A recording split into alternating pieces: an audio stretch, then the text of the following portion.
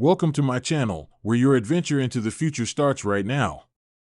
Step into a vibrant universe filled with groundbreaking technology, breathtaking alien landscapes, and exhilarating sci-fi narratives that challenge your imagination.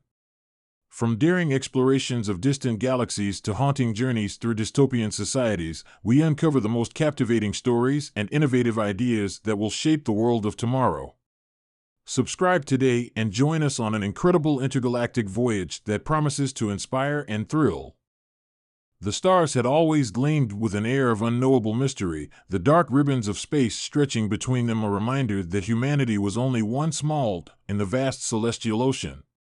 And yet, the stars felt closer, more intimate, after Earth's animals became the prized companions of the galactic elite.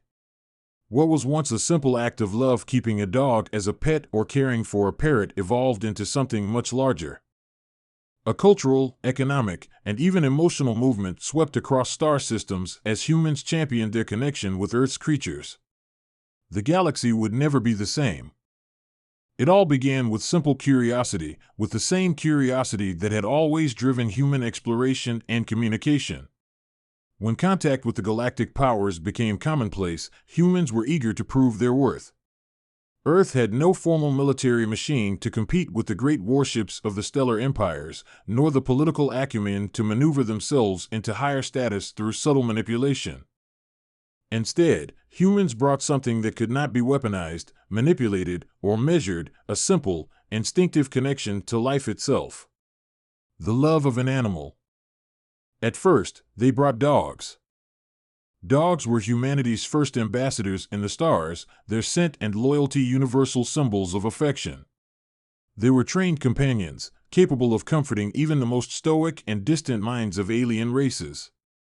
Canines became prized among star travelers as symbols of companionship and faithfulness, especially for the long voyages through the cold black sea of interstellar travel.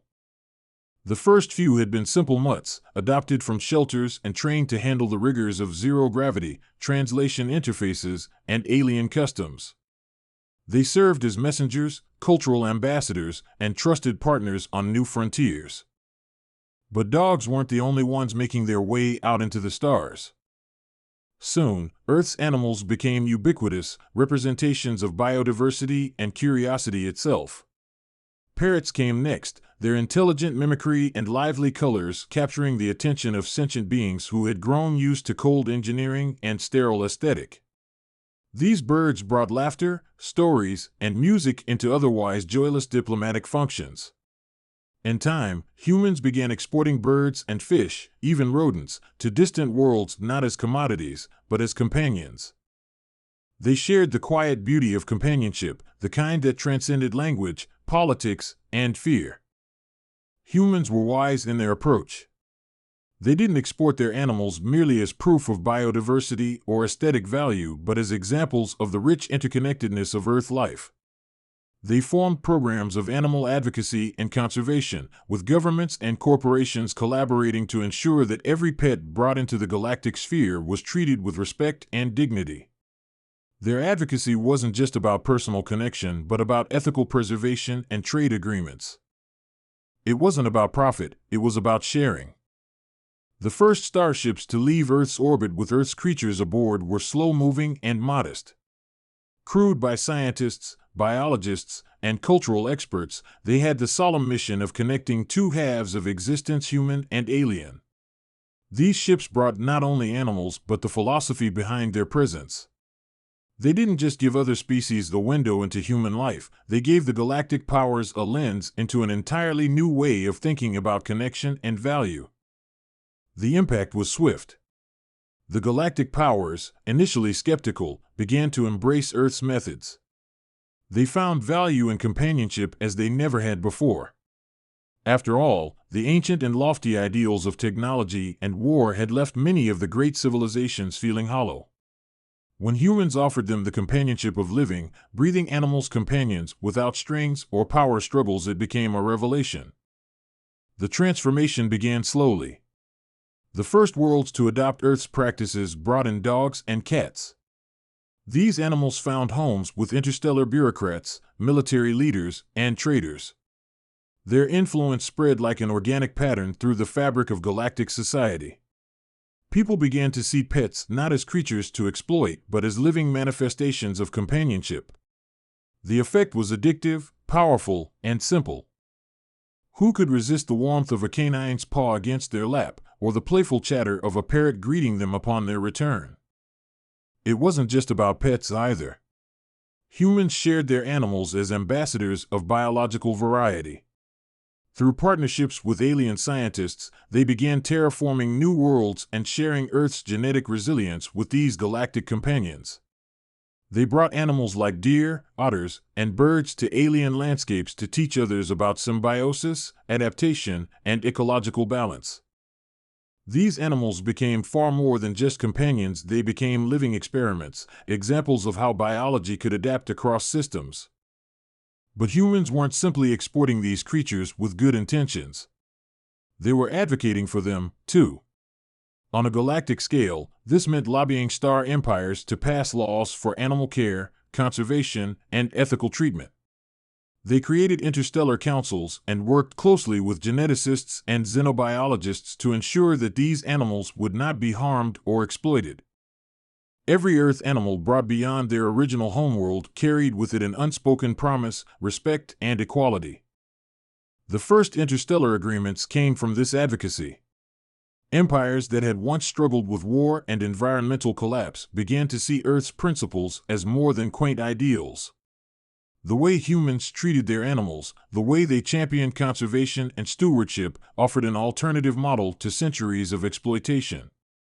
Earth became a moral example, and its animals were symbols of that moral high ground. Dogs were no longer just pets, but also teachers. They showed the alien minds the beauty of loyalty, empathy, and intuition. Parrots demonstrated joy, communication, and adaptability. Other creatures, the gentle, intelligent otters and graceful deer, showed galactic minds the subtleties of natural ecosystems, the complex dance of interdependent organisms, and the potential for symbiosis and peaceful coexistence. The galaxy changed because the animals became part of its lifeblood.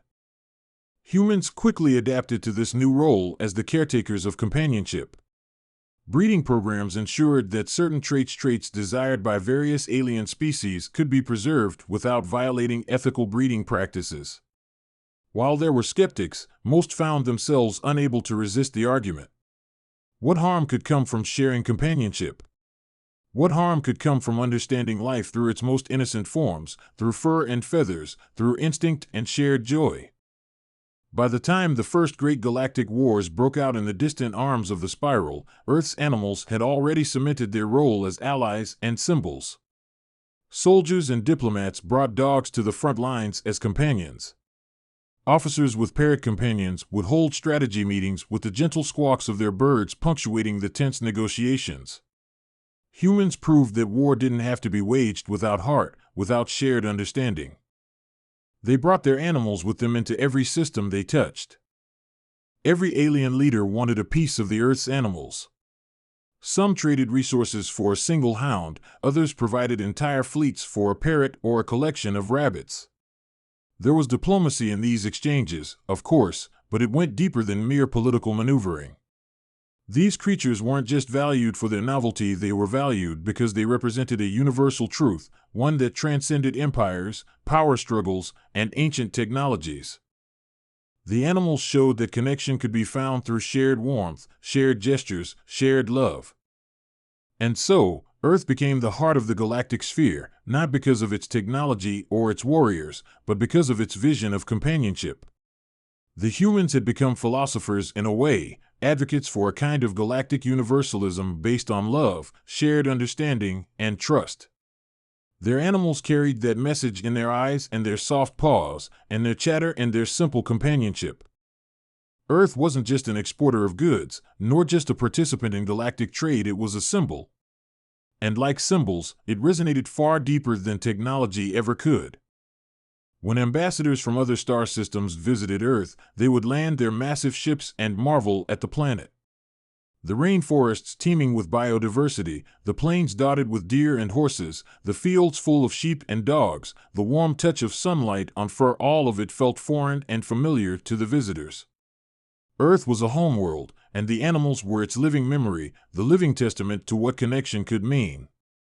The rest of the stars learned that animals could be more than just practical tools or imports. They could embody hope, trust, and joy. They could embody the idea that even in a galaxy of great technology, war, and power struggles, there was room for simple warmth. The Earth would always be the example, and its animals would always lead the way. When the first great peace treaties came, signed in the glow of distant stars, the words could be traced back to a simple, quiet idea: the bond between human and creature. It wasn't just a symbol anymore. It was a movement, one that transcended species and star systems. And so Earth's animals became valuable for more than just their cuteness or their companionship. They became symbols of something greater, a testament to empathy, companionship, and advocacy in a galaxy that would never quite be the same. From that moment on, no journey through the stars felt lonely. The companionship of a dog, the chirp of a parrot, or the gentle gaze of a cat could always be found in the corners of starships, spaceports, and diplomatic summits. Their presence was a reminder, a connection, and the beginning of a brighter kind of galactic understanding. The stars had always been vast, but now they felt closer. Earth's animals had brought them home.